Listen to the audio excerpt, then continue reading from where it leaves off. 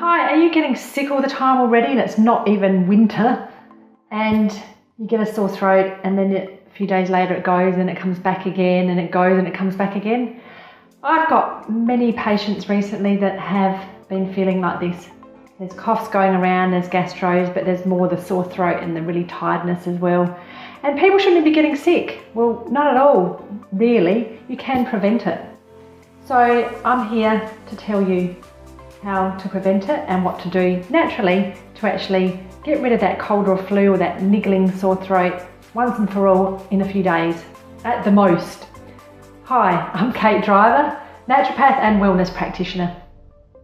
And like I said, I have seen this so much recently that people are just getting sick. The change in weather in Adelaide isn't helping. It's warm one day, cold the next, storms, showers, hot, humid, dry, everything. And it really challenges the immune system. But when people get sick, they also don't eat well and they crave junk food, and you feel like, well, I'm just going to eat crap for a while because it's like a bit of comfort, isn't it? So that's the worst thing to do, because pathogens such as bacteria, viruses, candida, parasites, they all like thriving in an acidic environment when the pH of your fluids are actually slightly more acidic than they usually are. And this happens when you're eating sort of too many processed foods. So try and not only avoid processed foods when you're sick, but things like coffee, alcohol, and white flour products are probably the worst. And dairy products, they can increase your mucus congestion as well. So keep those out of your diet for a while, or low in your diet at least. Have lots of fresh salads and vegetables and some fruit, and less processed foods, and some good quality protein like fish or free-range organic chicken.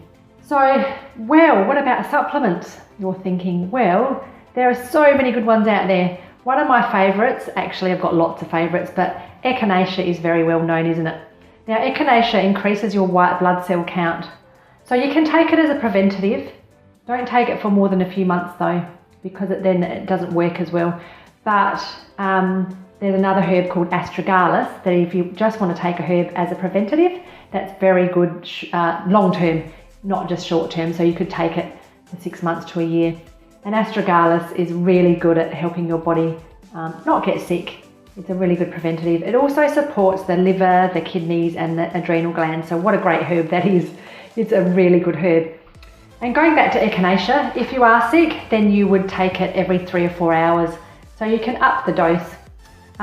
You need to check with all supplements and herbs whether they're contraindicated with any medications you're taking. So please check with your practitioner, or if you're my patient, you can check with me. But generally you would try and take it every 3 or 4 hours if you're feeling sick and you're just coming down with something, because echinacea is really good at getting rid of colds and flus if you get it right at the beginning, and just as you're starting to feel sick, you take it really regularly, like I said, every 3 or 4 hours. Within a day or two, it should go.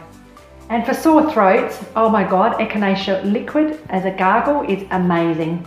You can add some zinc liquid to it as well, but it really numbs that sore throat and really drives the bacteria or the virus away, because you're gargling it, and on contact, it will help kill the virus or the bacteria, whichever one's causing that sore throat for you. So gargling echinacea liquid is fantastic as well. And when you gargle it, you can swallow it. So you would just do that as an internal supplement, but gargle it beforehand for your sore throat.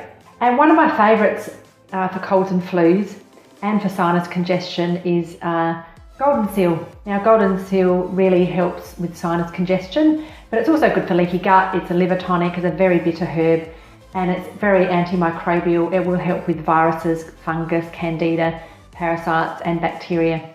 And then there's andrographis, the king of bitters. What a great herb. It's extremely bitter, but it is so good to fight colds and flus and all your niggling things like sore throats, coughs, aches and pains, and it really does fight it quite quickly.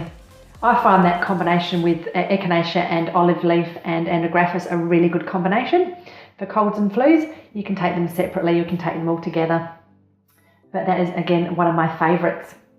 So what about vitamins? Well, vitamin D, as you probably realise, lots of people are deficient nowadays. And that's for many different reasons. But even if you're not deficient and you're sort of surrounded with people with colds and flus and you're not getting as much sunlight, because we're getting the worst weather now, then you can take more vitamin D. You can actually up the dose a little bit temporarily just to give your immune system a boost. And the same with vitamin C and zinc. They're very important to actually boost up why you are sick, or if you're trying to prevent getting sick, if you're surrounded by people at work or at home and you think, oh my God, I don't want to get this, then have your vitamin C and zinc, 3 or 4 times a day, just short term, so for a week or two. Don't do it too long term, but that really helps. You just don't take it once a day and expect it to work. That's a good basic dose. But when you're trying to fight an illness, just remember taking it every 3 or 4 hours along with your herbs. And as prevention, you just take it 2 or 3 times a day.